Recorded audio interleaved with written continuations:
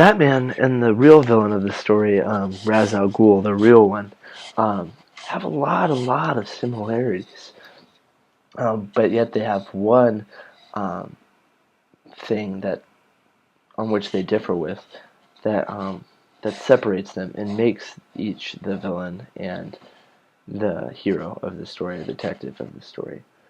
Um, you know, Batman is drawn to Ra's al Ghul because he has this sense of injustice that seems to be happening in the system, and Batman's attracted to that and joins the League of Shadows and becomes a pupil of the villain himself because they both have this commonality with this internal struggle with injustice.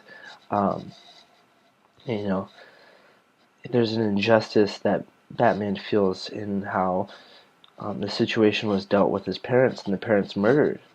And, you know, Ra's al Ghul offers him solitude and offers him training in the pursuit of dealing with justice rightly. Um, and so, yeah. And so Batman kind of is taught in the ways of martial arts by Ra's al Ghul. And kind of, this is where Batman's, like, sense of injustice is realized, and he finds comfort in Ra's al Ghul. Um, and kind of his idea is allowed to flourish through Ra's al Ghul. That there's something wrong with society. You know, there is evil in the world.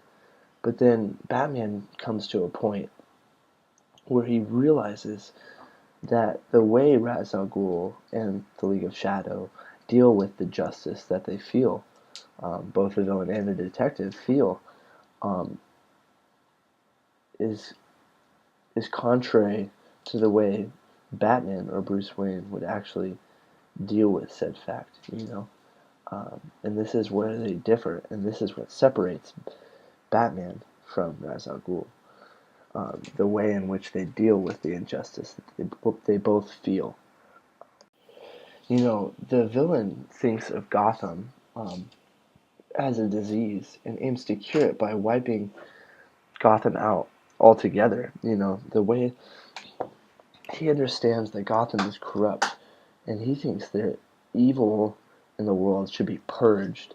And that way, by means of purging, means just killing off the population altogether and starting over. He thinks that evil is innate in every human being when that human being is driven towards success. And once they reach the success, corruption takes hold of the human soul. And yeah, Ra's al Ghul aims to drive that out of by wiping out and starting over. Because in the drive towards success, there isn't evil in their mind.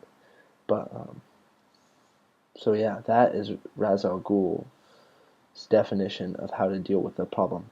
Batman, on the other hand, realizes yes, there's an injustice, but there's this good in human beings that is worth fighting for. So Batman, on the other hand, is fighting for the good in human beings. And he's fighting for the city. He's fighting for it, and he believes there could be a world in which justice is dealt with and corruption is thrown out of the window.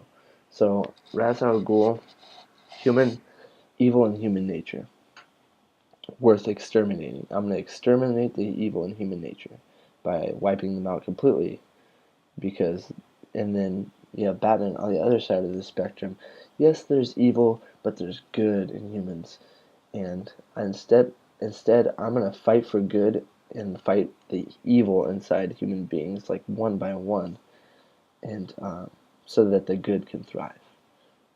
So that's where villain and detective um, differentiate, and that is the main point um, on which, yeah, they differentiate. And of course, um, the viewer um, goes sides with Batman because what human being doesn't want to recognize or want to believe in the good of every human being? I know I, as a person, am capable of good, you know, so why not fight for that good instead of the extreme way of just wiping everybody out?